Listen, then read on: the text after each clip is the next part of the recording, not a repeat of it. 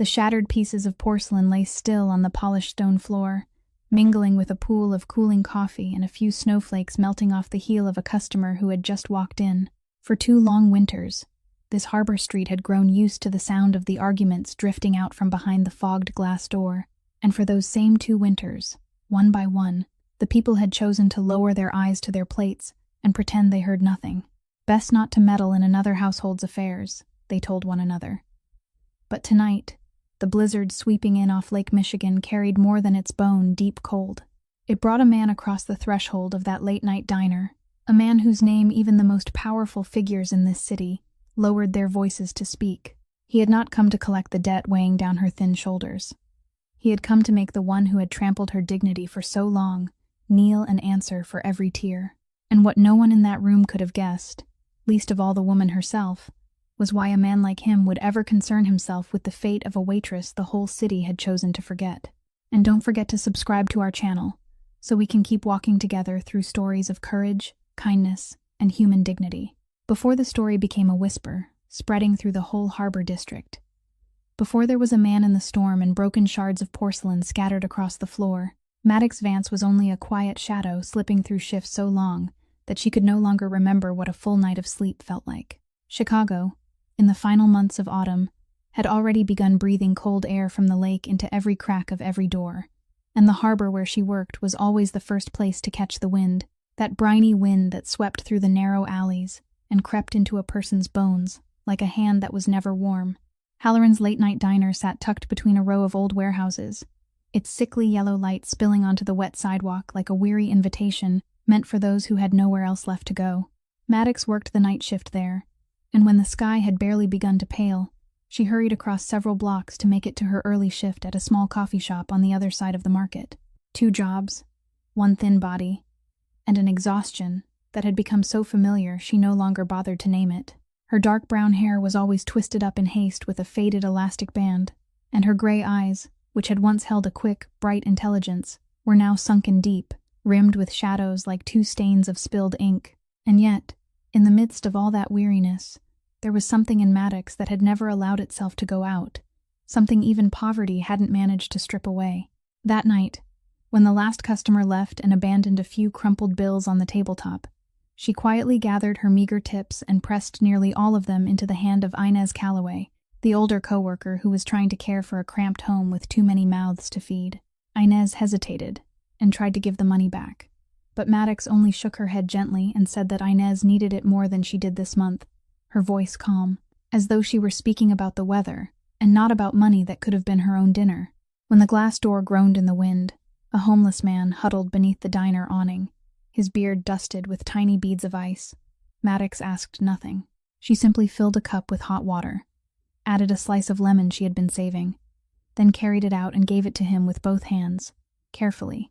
as though she were offering something precious. The old man lifted his eyes to her, their cloudy dullness brightening for a brief moment with gratitude, and in that instant, Maddox's tired face softened into something almost like peace. That was her quiet dignity, the kind of dignity that needed no witness, asked for no repayment, and simply endured in the middle of a cold-hearted city like a small candle stubbornly burning in the wind. Few people knew there had once been a time when Maddox dreamed of a very different life. She had studied nursing once, had pictured a future where she would wear a clean white uniform and place her hand on the foreheads of the sick to ease their pain. She had loved the idea of caring, of being useful, of being the person beside someone in the weakest hours of their life. But that dream had died before it ever had the chance to grow,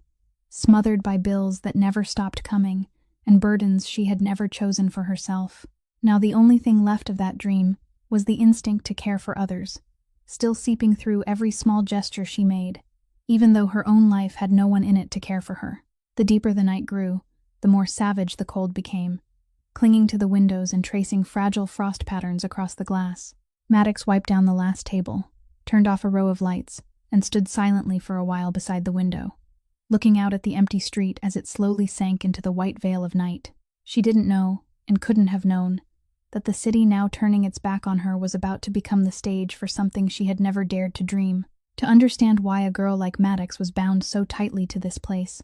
one would have to trace everything back to the night her father, Errol Vance, knocked on the door of her cramped rented room with a face gone deathly pale and hands trembling for reasons that had nothing to do with the cold. Errol was a gambler, and like every gambler, he always believed the next hand would be the one that won everything back, that bad luck was only a passing guest and would eventually leave. But that bad luck had stayed far too long, piling itself into an enormous number he could never possibly repay. And his creditor wasn't some ordinary man, but Garrett Shaw, the man who owned half the southern working-class district of the city beneath the polished disguise of an investment fund called Shaw Capital. That night, Errol had collapsed to the floor in front of his daughter, pleading, begging, painting a picture of what they would do to an old man who could no longer pay, and then he placed a stack of papers and a pen in front of her. "All you have to do is sign here," he said, his voice both choked with emotion and threaded with something calculating underneath.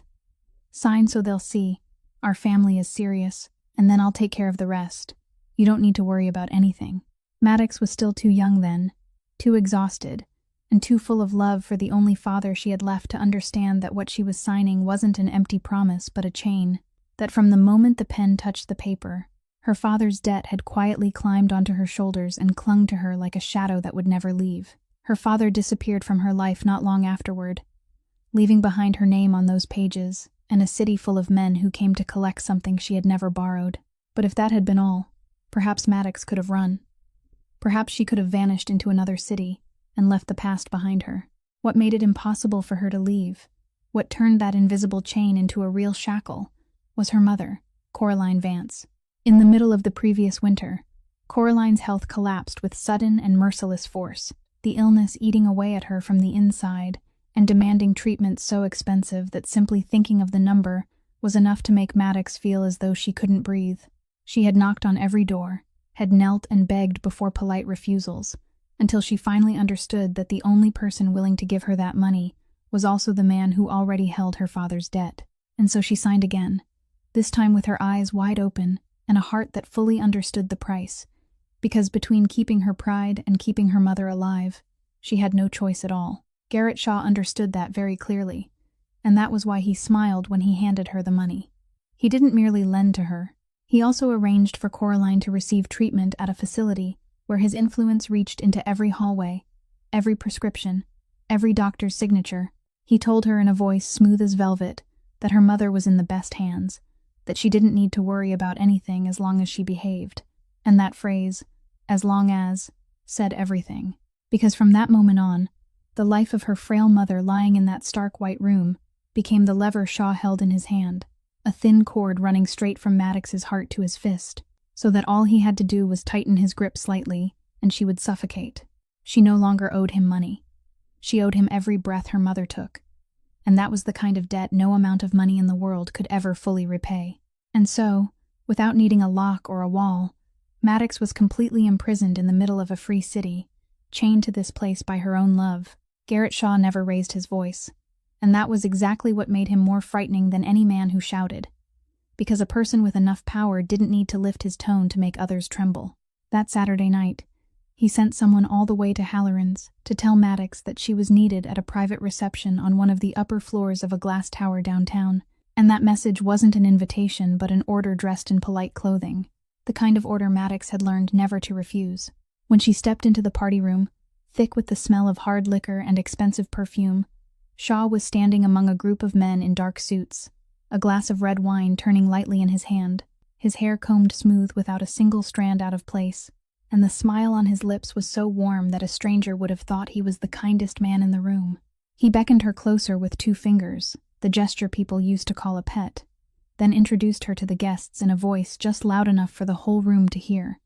saying that this was his hard-working little girl, the one who was always grateful for everything he had done for her family. Every word in that sentence had been polished to cut into Maddox's pride without leaving a wound anyone else could see, and she only lowered her head, took the tray of wine, and taught herself how to become invisible in a room full of powerful men. She poured wine, cleared glasses, wiped shimmering drops of red from the glossy wooden table, and moved silently like a shadow through laughter and handshakes. And because she was so invisible, no one bothered to lower his voice when she passed by. They spoke of numbers, of money moved through names she didn't understand, of homes being seized, of families forced into the street before winter had even had time to end. and of people who would never dare speak up because they understood very clearly the price of displeasing Garrett Shaw. Maddox didn't try to listen, but those words kept falling into her ears like pellets of hail, and something inside her quietly remembered, even though she didn't yet know that the ability to become invisible, the very thing their contempt had given her, would one day become the sharpest weapon she possessed. Near the end of the party, as she carried a tray of empty glasses past him, Shaw suddenly reached out and caught her wrist. Not hard, only enough to make her stop. Then, in front of several guests, he looked her up and down with a gaze that made her feel exposed and cheap, and he said softly that she should smile more, that a gloomy face didn't help much when it came to paying back a debt, and the group of men around him burst into laughter, as though it were the funniest joke they had ever heard. In that moment, Maddox wanted to fling the tray onto the floor. She wanted to rip her hand free and tell him she was a human being, not an item in his ledger of debts. But then the image of her frail mother lying in that stark white room rose in her mind, and as always, it smothered the flame that had just begun to spark in her chest, even faster than he released her wrist. She forced out a smile, thin and hollow as a layer of ice over the surface of a lake, then turned away and went back to her work, letting their laughter chase after her from behind. When she stepped out of the glass tower at midnight, the city's cold struck her face almost like a release, and she stood there for a long while amid the white vapor rising from her own breath, understanding that Garrett Shaw didn't need blows to make a person collapse, because he had found something far crueler. He made them bow their heads willingly each day, little by little, until they forgot they had ever been able to stand upright. While Maddox was learning how to lower her head in order to survive, in another corner of the city there was a man who had never bowed to anyone in his life, and his name was spoken throughout the harbor district in the same voice people used when talking about an approaching storm. Hawk Donnelly didn't own gleaming glass towers the way Garrett Shaw did. He owned what lay beneath them and around them, the docks, the warehouses, the silent shipping roads running along the lakefront, the ones without which half the city would stop breathing. He ran his empire from a room on the upper floor of an old building that looked straight out over Lake Michigan, where the windows stretched from floor to ceiling, and all of Chicago lay beneath his feet like a chessboard, whose every move he had long since memorized. That night, in that room, a man stood in the middle of the floor with both hands clenched and sweat beading across his forehead, even though snow was falling outside, because he had done something no one in Hawk's organization dared to do. He had secretly joined hands with an outsider and sold information about shipments passing through the harbor. Hawk didn't stand. He remained still in his dark leather chair, one hand lightly turning the silver ring on his ring finger, his gaze calm as the surface of a lake frozen over in the night, and his silence was so heavy that the other man began stammering out excuses before anyone had even accused him. When the man finished speaking, Hawk only looked at him for a long while before he finally spoke, and his voice was so quiet that the entire room seemed to hold its breath just to hear it. He said that loyalty wasn't something a man could borrow and then return when he found a better bargain, that a man who sold his own promise had nothing left to sell at all. He didn't need to raise his voice. He didn't need any specific threat, because the weight of it lay in the very calmness of him, and the traitor understood that his fate had been decided in a single sentence, soft as a breath. Hawk gave a slight nod toward the door, and two large men silently escorted the traitor out, without one unnecessary sound, without any scene of chaos, only the cold efficiency of a power far too used to being obeyed. When the room fell quiet again, Hawk's closest advisor stepped forward, placed a thin file on the desk, and said there was a matter worth his attention, that the name Garrett Shaw had recently been appearing more and more often in places where it had no business appearing. Shaw was using his loan shark money to worm his way into contracts around the harbor, bribing a few people in key positions, quietly gnawing at the territory the Donnelly family had spent so many years building. Hawk picked up the file, turned through a few pages, and for the first time that night, something flickered through the eyes that never allowed emotion to show. It wasn't anger, but a cold, sharpened attention, the attention of a predator that had just caught the scent of an animal trespassing on its ground. He knew more about Garrett Shaw than what was written in that file. He knew the way men like Shaw built their empires on the backs of vulnerable people who couldn't fight back. And there was a very private reason why that kind of man always stirred something old and painful in his chest, something he had buried a very long time ago. Hawk closed the file, set it down on the desk, and looked out through the glass at the black lake beyond, quietly telling his advisor to keep a very close eye on Shaw, because if a rat had dared crawl into his house, Sooner or later it would have to pay for that recklessness. A few nights later, to see for himself the man who was trespassing on his territory, Hawk Donnelly did something he rarely did.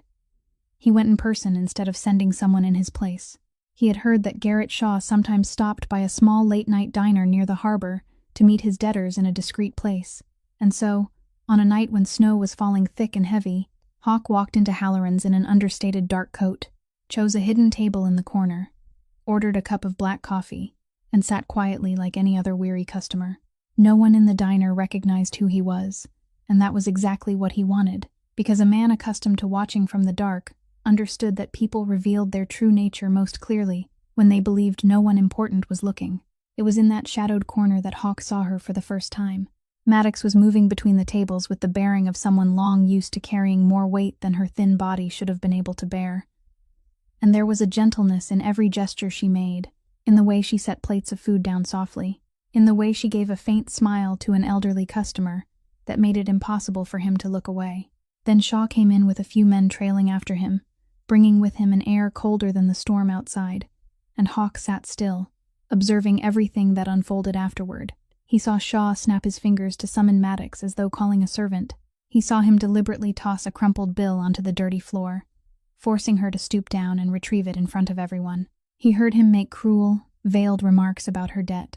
about how she ought to be grateful she was still being allowed to breathe, each sentence sharpened to lower her as far as possible, without needing to touch her with even a single finger. And Maddox only bowed her head and took it all, picking up the money with trembling hands, her face so calm that anyone who wasn't looking closely might have thought she felt no pain at all. But Hawk was looking closely, and he saw what the others didn't see. He saw the way her shoulders tightened slightly, and then dropped again,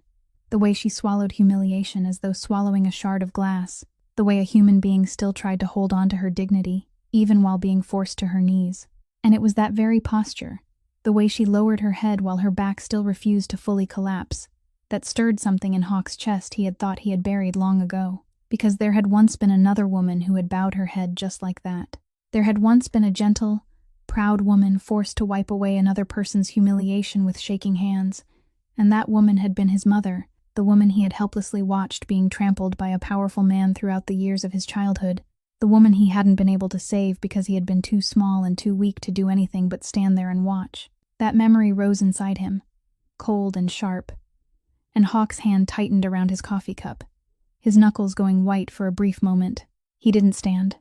He didn't say a word. He only sat there and let his anger rise in silence and then settle back down,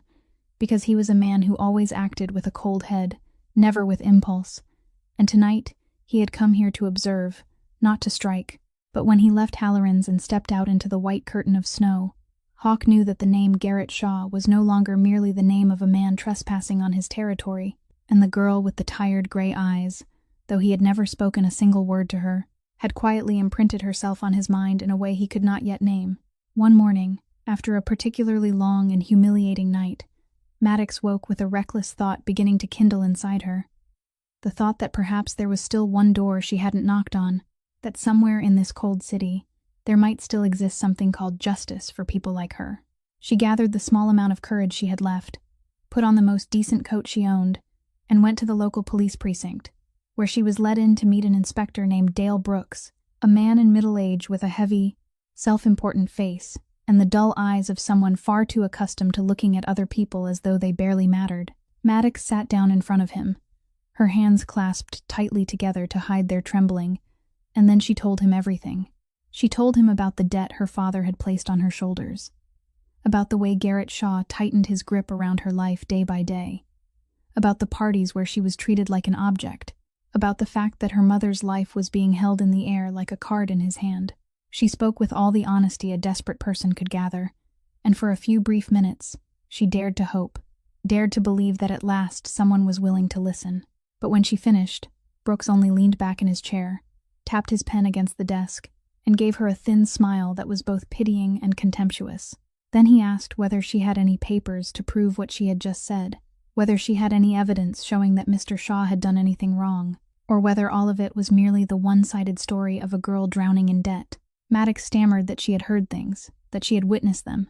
but Brooks cut her off with a flick of his hand, saying that hearing and witnessing meant nothing at all if she couldn't hold proof in her hand. that Garrett Shaw was a respected businessman, a man who contributed to this city, a name that couldn't simply be smeared by a few emotional words. Then his voice lowered, carrying a threat wrapped inside false concern, and he advised her to be careful with her accusations, because slandering a powerful man like that could bring serious trouble down on her own head, could make life even harder for a girl already struggling to survive. And didn't she still have a mother who needed to be cared for? When Maddox heard that, a chill ran down her spine, because she realized Brooks hadn't mentioned her mother by accident. He knew. He knew about Coraline, and the way he let that sentence fall was exactly the way Shaw always did, gently, but heavy with meaning, a warning disguised as concern. She left the police precinct with legs as heavy as lead, and it was in that moment, as she stepped back out into the cold, that she understood a cruel truth she should have understood long ago, that the system she had just placed her faith in didn't stand on the side of people like her, that the hands meant to protect the weak had long since been filled with the money of the strong. What Maddox didn't see was that the moment she disappeared from view, Brooks picked up the phone and dialed a familiar number. Then, in the deferential voice of a lackey, he informed Garrett Shaw that his little girl had foolishly gone looking in a place she shouldn't have gone, and that perhaps Shaw ought to remind her of where she belonged. That evening, when Maddox returned to Halloran's with a heart drained of hope, she had no idea that the last light she had just tried to reach hadn't only been extinguished, but it also lit a fire of anger in the heart of the man who held her life in his hands, and that the price of her recklessness would soon come crashing down on her in a way she couldn't possibly foresee. That fateful night arrived when the greatest snowstorm of the winter swept in from Lake Michigan and poured into the city, whitening the streets and turning the harbor into a silent world, where nothing remained but the sound of wind shrieking through the cracks of doors. Garrett Shaw stepped into Halloran's with a fury that, this time, he didn't bother to hide beneath his usual polished civility, because only a few hours earlier he had lost a major deal around the harbor, a contract into which he had poured so many schemes and calculations, only to watch it dissolve into nothing when some unseen force quietly cut off every path he had planned to take. And he didn't know that force was named Hawk Donnelly. He needed a place to empty his rage, a human being he could grind beneath his heel to soothe the helplessness gnawing at him. And Maddox, that poor young woman who had foolishly gone to the police, was the perfect target for that violent fury. The diner that night was still fairly crowded with people sheltering from the storm.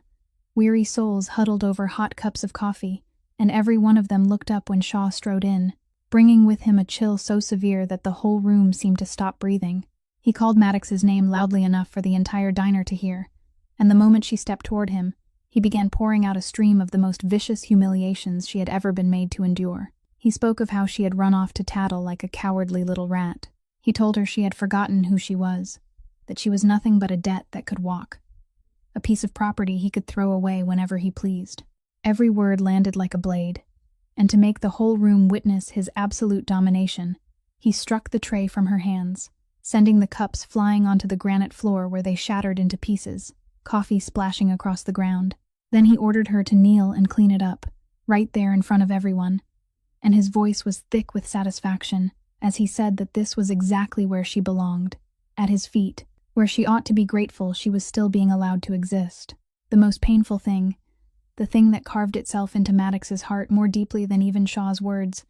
wasn't his cruelty but the silence of everyone else in that room. She lifted her eyes and looked around, and she saw familiar customers, people for whom she poured coffee every night, all lowering their heads to their plates, not one of them daring to look up, not one of them daring to speak, because they all knew who Garrett Shaw was, and all understood the price of kindness in a city like this. Even Inez, her only friend, could only stand pressed into a corner,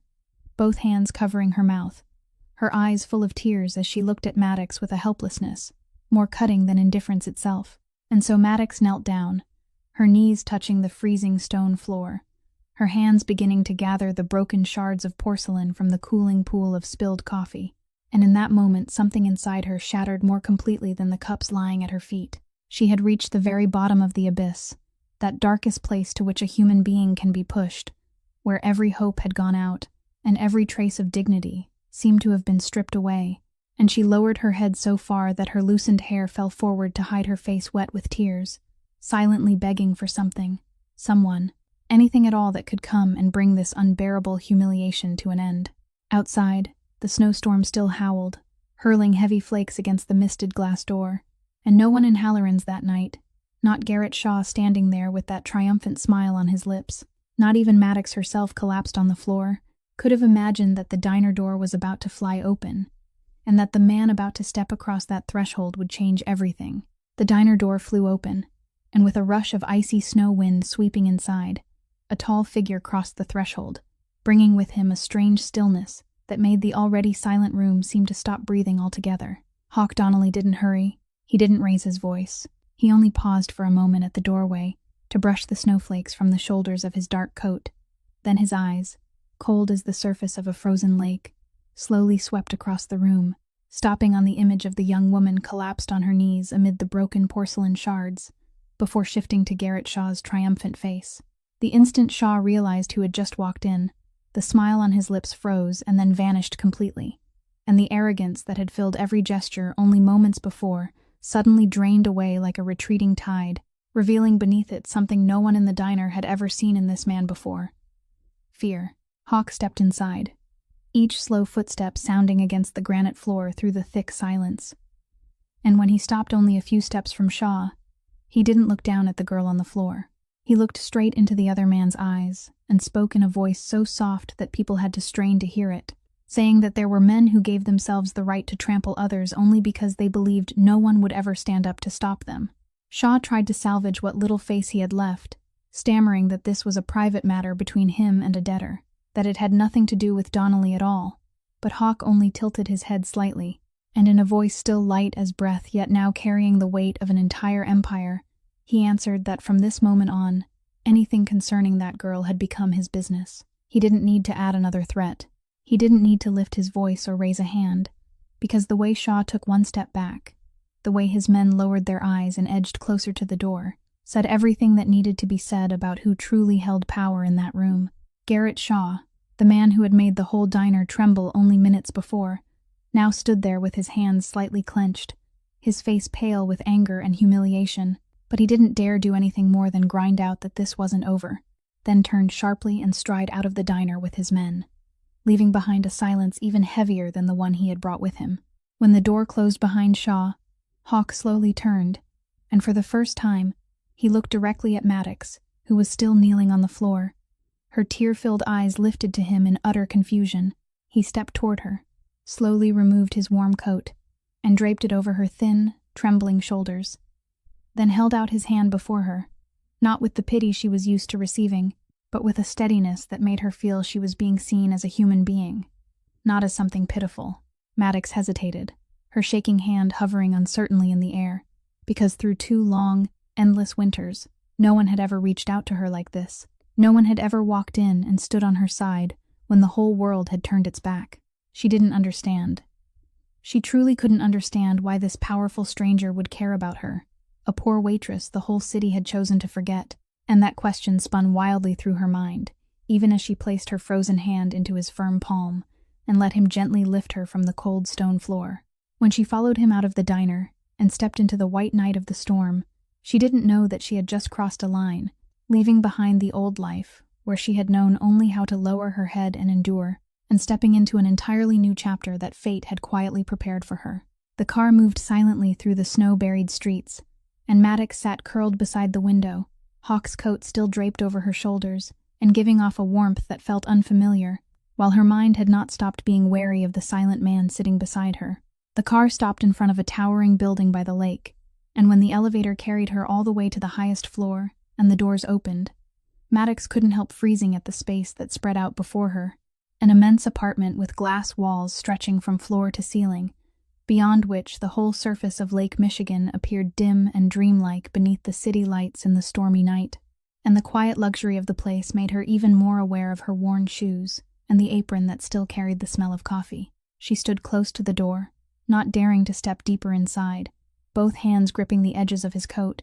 because in her life, kindness had never been something given without a price, and she had learned through bitter lessons that when a powerful man reached out his hand to her, it was always better to ask what he wanted to take back in return. She spoke, her voice hoarse but still trying to hold on to the last of her toughness, asking him directly what he wanted from her, saying that she had no money, nothing to repay him with, and that if this was another way to force her into debt, she would rather go back to Halloran's. Hawk didn't seem offended by that sharpness. On the contrary, something almost like approval passed through his eyes, and he poured her a cup of hot tea, set it down on the low table before her, then sat in the chair across from her at just enough distance that she wouldn't feel cornered. He said she owed him nothing, that he had brought her here not because he pitied her, because he knew pity was the last thing someone like her needed. Maddox lifted her eyes to him, her gaze still full of doubt, and asked him what it was then. If it wasn't pity, what was it? And Hawk remained silent for a long while, his eyes fixed on the black lake beyond the glass as though he were looking at something very far away in the past. Then he answered softly that it was because he had seen a human being still trying to hold on to her dignity, even while being forced to her knees, and that a person like that deserved to have someone stand on her side. Those words struck somewhere deep inside Maddox, a place no words had been able to reach for far too long, because throughout all those years of being trampled, she had slowly begun to believe that dignity was a luxury people like her had no right to possess. Yet this powerful stranger had named exactly the thing she had quietly tried to hold on to with every last bit of strength she had left. A tear slipped down her cheek, but this time it wasn't a tear of humiliation. It was a tear born from something whose name she had almost forgotten, something warm and fragile rising inside her as, for the first time in so long, she felt she was being seen as a whole human being. She didn't completely let go of her caution that night, because the walls she had built around her heart through 2 winters couldn't come crashing down after only a few kind words. But she did sit down. She did lift the warm cup of tea with hands that were still trembling, and she did allow the unfamiliar warmth of that place to slowly seep into her frozen fingers. And that,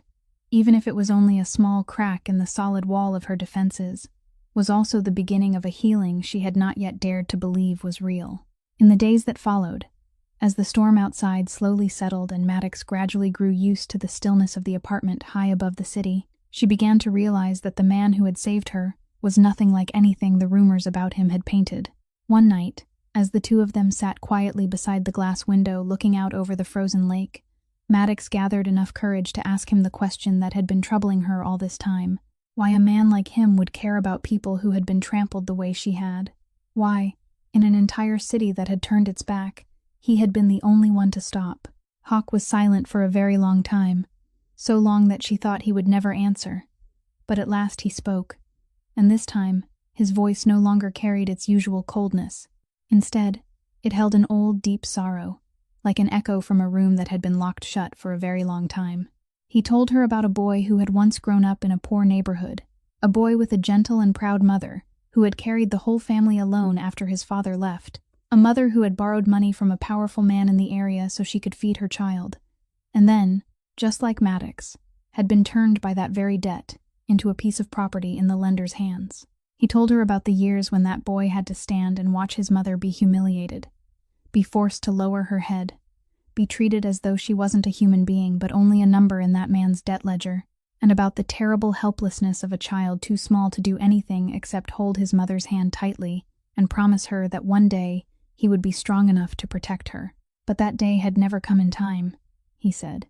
and his eyes stayed fixed on the black lake as though he were searching for something that had been lost forever, because that mother had fallen beneath the weight of years of torment, exhausted in both body and spirit, and had left this world before her son could grow into the man who might have been able to shelter her. Hawk said that every time he saw a man like Garrett Shaw use money and power to break someone vulnerable, he saw his mother's face again, saw that helpless boy from long ago standing there with his fists clenched so hard they bled, and that was why he could never turn away from things like that.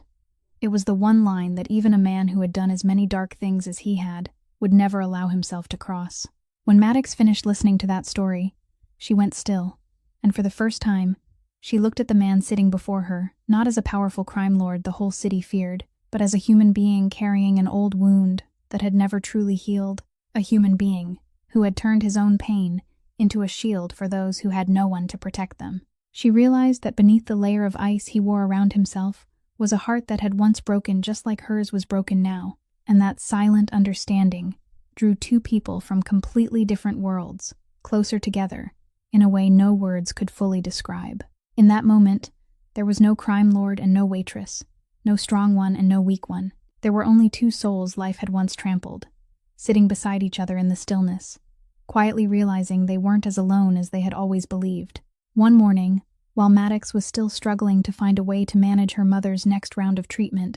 a thought that always pressed down on her like a stone. She received a call from the care facility that nearly made her drop the phone. They informed her that all of Coraline's medical expenses had been paid in full. Not only the outstanding debts, but also the best treatments for the coming months, and that from now on her mother would be moved to a private care wing with the finest doctors, with no conditions attached. Maddox stood frozen, her heart pounding, because she knew there was only one person in the world with both the means and the reason to do such a thing. And yet when she went to Hawk to ask him about it, he only looked at her for a moment and said softly that some debts were never meant to be mentioned, and that she didn't need to thank him for anything. He had done it quietly, without a single word of display, without the slightest expectation of repayment, and it was precisely that silence that made his kindness feel all the more painful and precious in her eyes. That very afternoon, Maddox hurried to visit her mother, and when she stepped into the room, now filled with sunlight instead of the cold sterility of the old treatment ward, she saw Coraline sitting propped up in bed, her complexion far rosier than it had been the last time Maddox saw her, and her gentle eyes brightening with joy when she saw her daughter come in. Maddox sat down beside the bed and took her mother's thin hand in hers, and Coraline lightly squeezed her daughter's fingers, gazing at her face with the tender eyes of a mother, completely unaware of everything her daughter had silently endured through the past 2 winters, unaware of the humiliating parties, of the times she had knelt to clean the floor, of the price Maddox had paid to keep her mother alive. She simply looked at her daughter with complete love and faith. Then, in a weak but deeply warm voice, said that she knew the past years had been terribly hard for her, and that she had never stopped being proud of her little girl, the daughter who had never lost her kindness and goodness no matter how cruel life became. Those simple words, spoken by someone who knew nothing about all the wounds her child was carrying, struck straight into the deepest place in Maddox's heart and shattered every wall she had spent so long forcing herself to build. For 2 years, she had grown used to being looked at with contempt, to being seen as a debt, a piece of property, a pitiful creature waiting for charity, so much so that she had almost forgotten what it felt like to have someone look at her with pride and love, without the slightest trace of judgment. And now, when that gaze fell upon her, something inside her broke open, and she lowered her head into her mother's hand and began to cry. But these were no longer the bitter tears of humiliation she had swallowed through so many long nights. They were the tears of a happiness both painful and sweet, the kind of tears that only fall when a heart hardened by suffering is finally touched by a pure love. Coraline gently stroked her daughter's hair, letting her cry out everything she had buried. And in that sunlight-filled room, for the first time after 2 long, freezing winters, Maddox felt a small seed of hope begin to stir inside her chest, a fragile belief that perhaps, just perhaps, her life could still be saved. Once her mother was safe and her heart had found a little of its strength again, something began to change inside Maddox, because she realized that being rescued from the storm was only half the story, and that as long as Garrett Shaw still sat on his throne, there would always be other people being crushed beneath his heel the way she once had been. One evening, she went to Hawk and told him she didn't want to simply run anymore, that she wanted to do something so Shaw could never again treat another human being the way he had treated her. Hawk looked at her for a long while, and there was no attempt to stop her in his eyes, no desire to gather her into a protective embrace and keep her hidden there. Instead, there was a deep respect, as though he had been waiting for this very moment, the moment when the girl who had once knelt on the diner floor decided to stand up on her own. He told her that he could crush Shaw with his power in a single snap of his fingers, but if he did that, she would forever remain someone who had been rescued by another, and that if she truly wanted to take back her life, she had to be the one to deliver the decisive blow. Then he told her something she had never considered, that the strongest weapon against a man like Shaw wasn't force or money, but the truth, and that, ironically, the lowest position Shaw had pushed her into had given her an advantage no one else possessed. He reminded her of the private parties where she had been forced to serve, of the way Shaw and his powerful associates treated her as invisible, talking about their dirty business right in front of her without the slightest concern, because in their eyes, a poor waitress was no different from a piece of furniture in the room. That contempt, Hawk said, was Shaw's fatal blind spot, because he would never imagine that the person he considered invisible had eyes that could see and ears that could hear. Hawk showed her how to quietly record those conversations, how to recognize which pieces of information could become evidence against him, how to copy the documents Shaw carelessly left on the table on nights when he was drunk on his own power,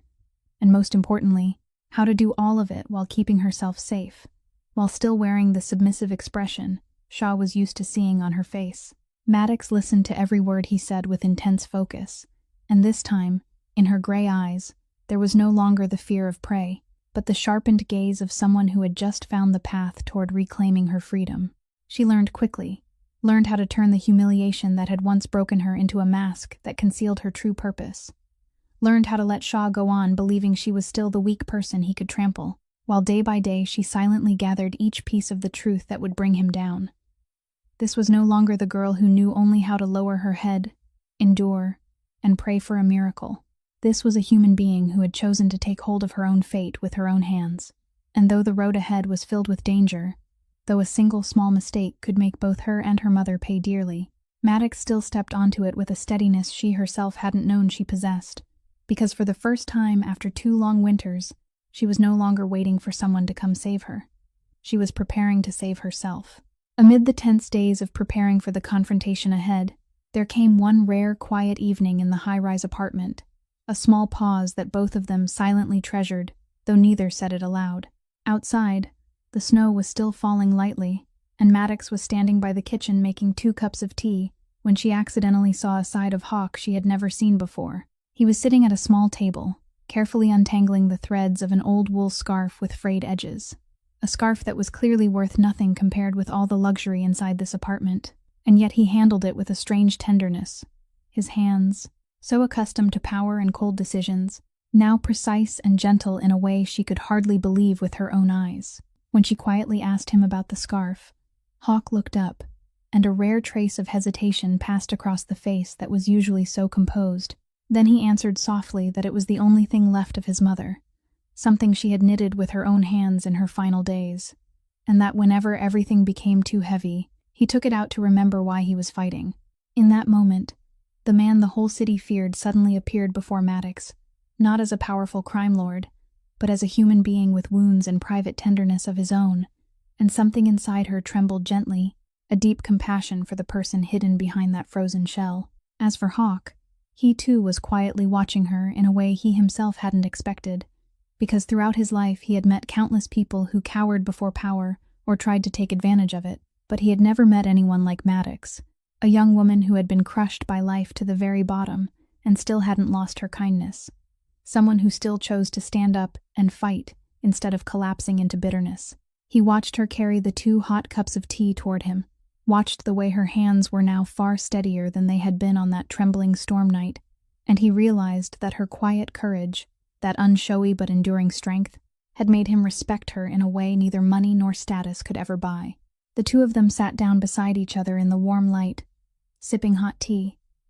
and they began to talk, not about Shaw or about the dangers waiting ahead, but about small and ordinary things, about the dream of becoming a nurse that Maddox had once carried in her heart, about distant places neither of them had ever set foot in, about simple things that life had taken away from them both for far too long. No confession of love was spoken. No gesture crossed any boundary. But in that warm silence,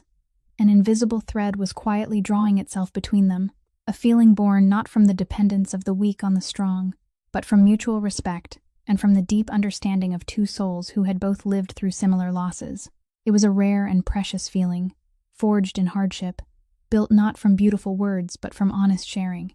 and both of them silently understood that no matter how the confrontation ahead unfolded, this peaceful moment, this moment when they were allowed to be themselves beside someone who truly saw them, would be something they would never forget. But darkness never stands still and allows light to spread, and while Maddox was quietly weaving together her plan to reclaim her freedom,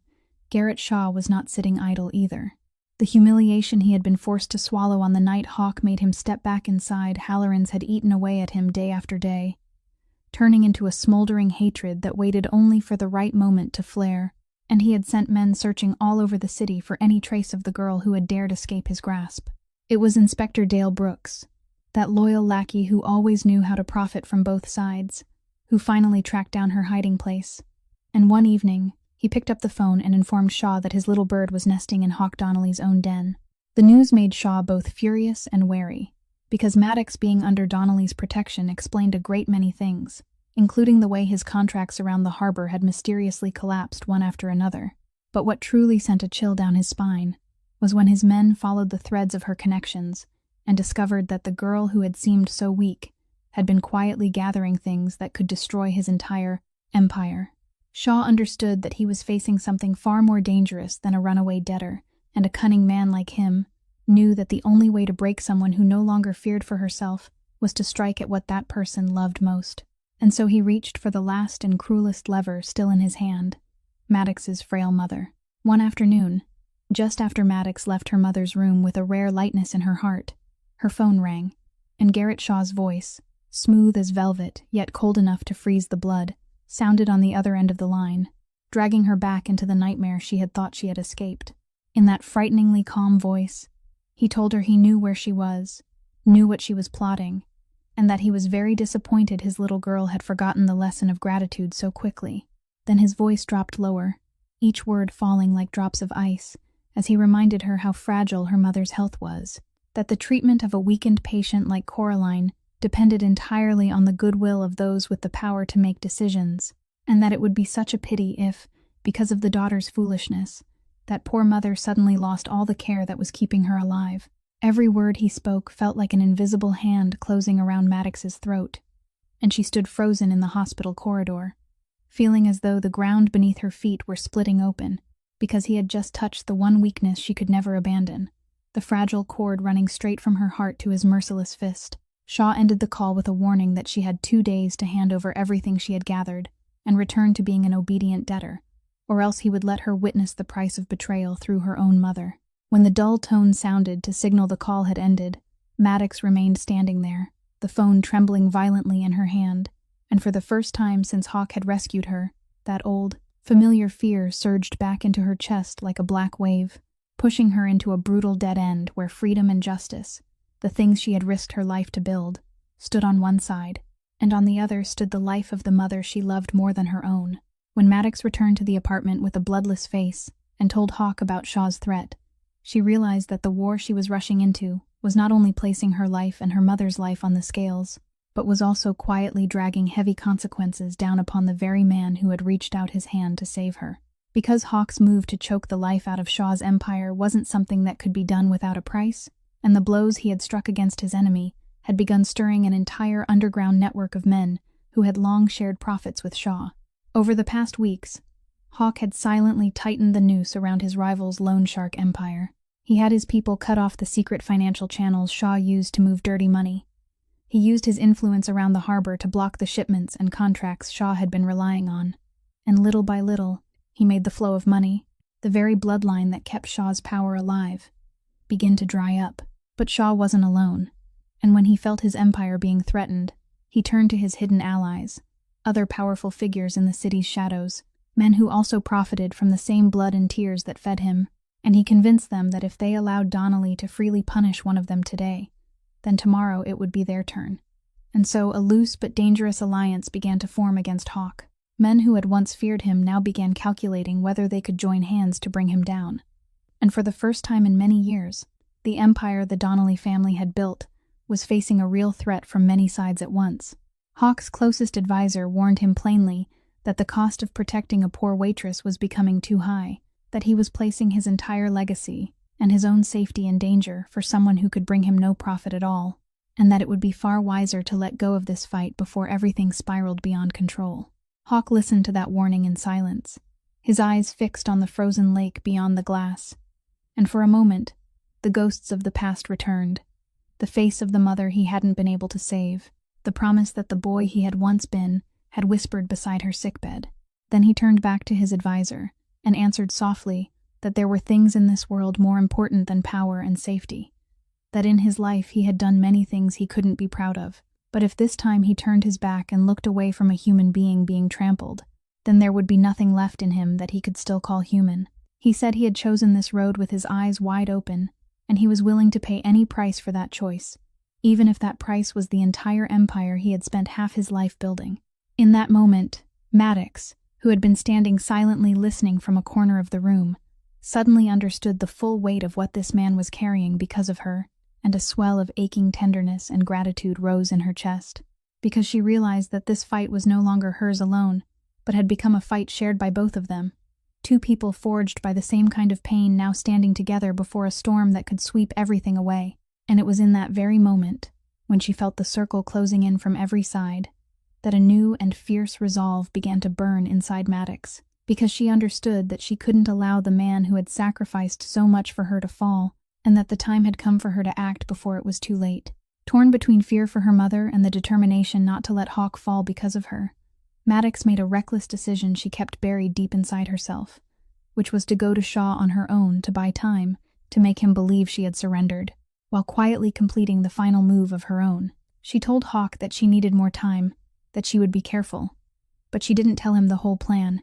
because some part of her understood that this war, in the end, had to be finished by her own hands. And so, on the day Shaw had set, Maddox went to his office on the upper floor of the glass tower, carrying a device that held the evidence she had worked so hard to gather over the past weeks, and she walked into the enemy's den with a perfectly staged look of submission, her shoulders lowered, her eyes cast down, exactly the posture of the weak person Shaw was used to trampling. He sat behind the large wooden desk, sipping his drink with the triumphant ease of a man who believed he already held victory in his hands.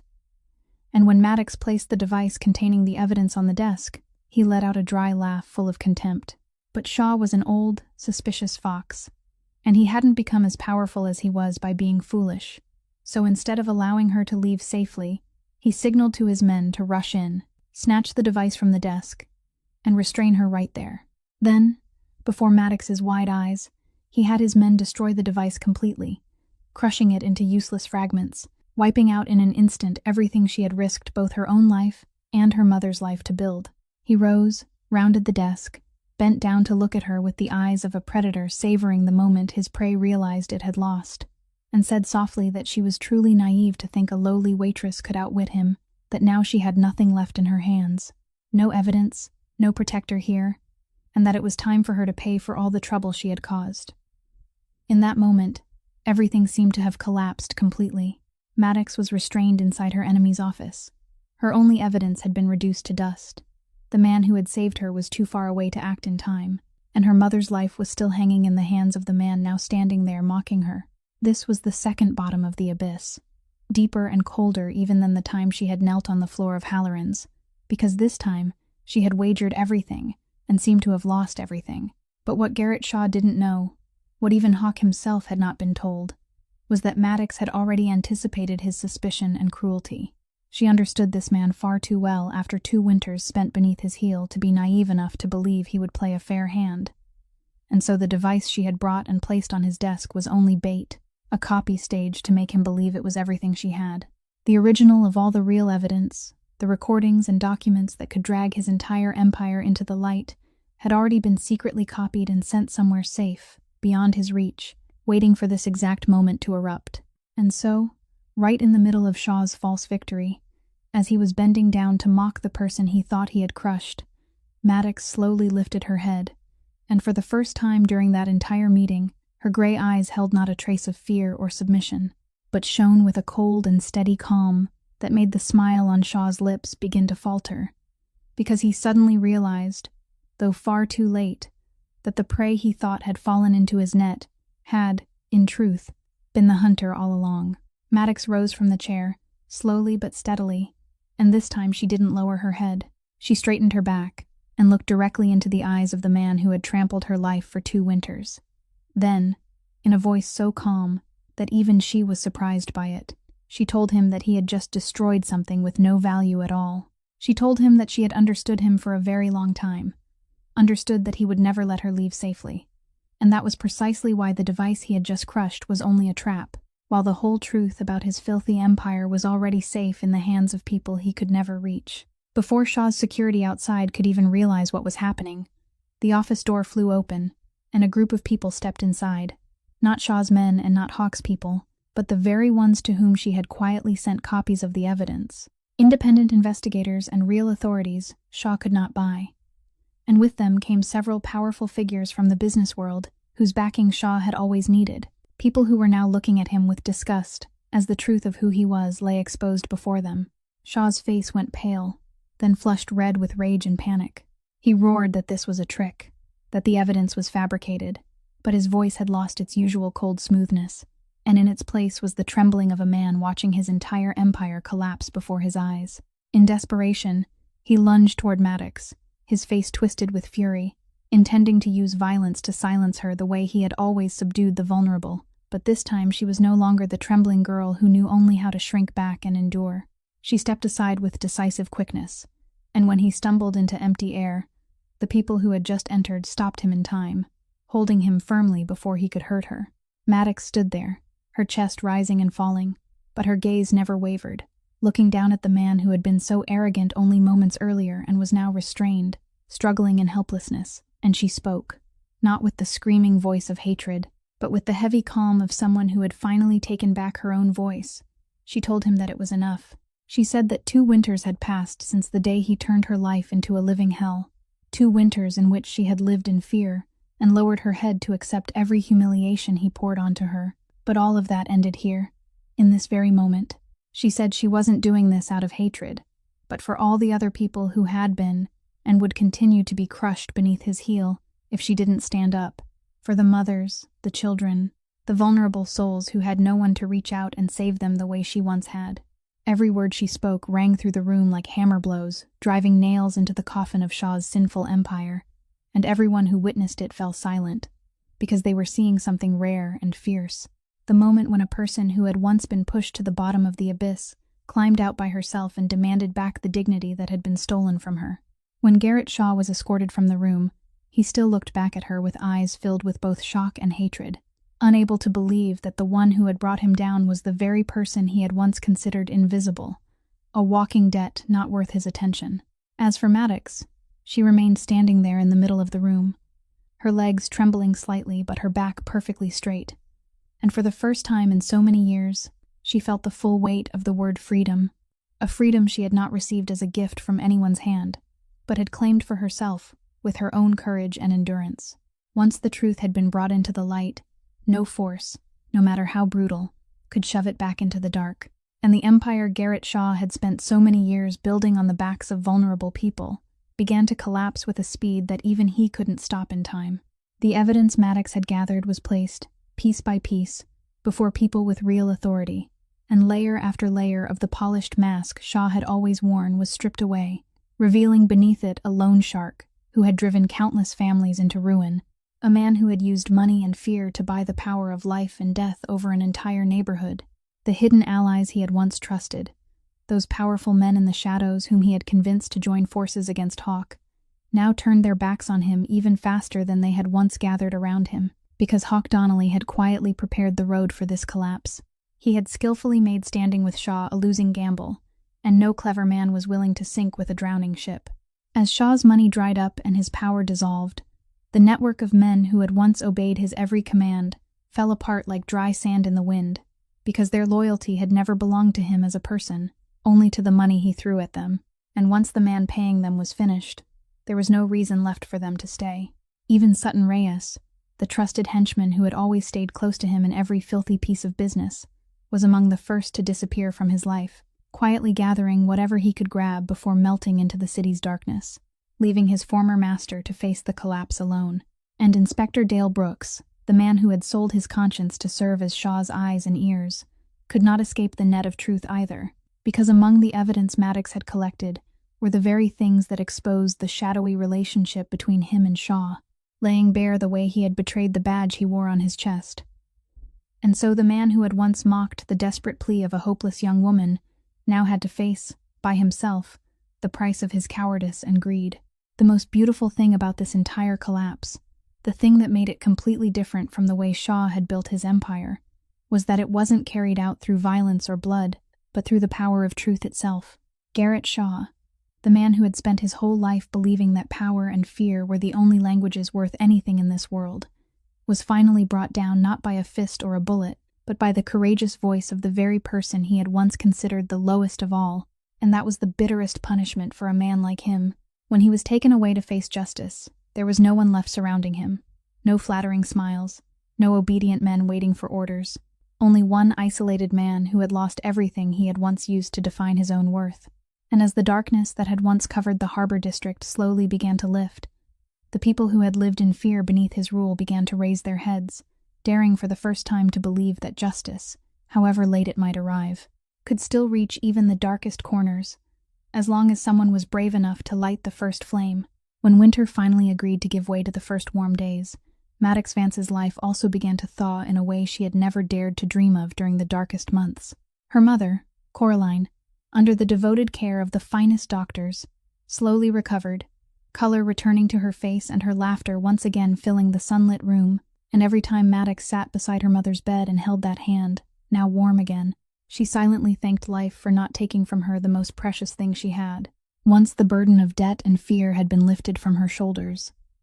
Maddox decided to do the thing she had carried in her heart for so long, but had never dared to pursue. She returned to the nursing dream she had once been forced to set aside, and she enrolled to begin again with fierce determination, because now she understood better than anyone how priceless it was to have a kind hand lift you up in your weakest hour, and she longed to become that hand for others. As for Hawk Donnelly, the feeling that had quietly taken root between two people forged by pain also slowly came into bloom in the gentlest and most enduring way. Not rushed, not loud, but growing gradually on the solid foundation of respect and mutual understanding, and for the first time in his life, the man who had once closed his heart behind a wall of ice also learned to believe that he deserved a home and a piece of his own. Maddox's story leaves each of us with a simple yet profound truth, that a person's dignity is something no debt can buy and no powerful man can steal. That even if life pushes us to the very bottom of the abyss, kindness and the courage to stand upright are still the flame that can warm us and guide us back. And that sometimes the healing of a broken soul begins with one small act of kindness from a stranger. This story is also a quiet reminder to all of us about the traps hidden inside easy promises of money, about the way debts that seem harmless at first can become chains binding an entire life, so that each of us may become more clear-eyed and more grateful for the freedom we still have. If this story has touched your heart in some way, please leave a like and share it with the people you love, and don't forget to subscribe to our channel so you can listen each day to many more meaningful and captivating stories. We'd truly love to know how you feel about Maddox's story. Which moment in her journey moved your heart the most? So please leave a few heartfelt lines in the comments so we can share those feelings together. Thank you for taking the time to listen all the way to the very last moment. We wish you and your loved ones abundant health, a joyful life, serenity, and peace in every passing day. Goodbye, and we'll see you again in the next stories.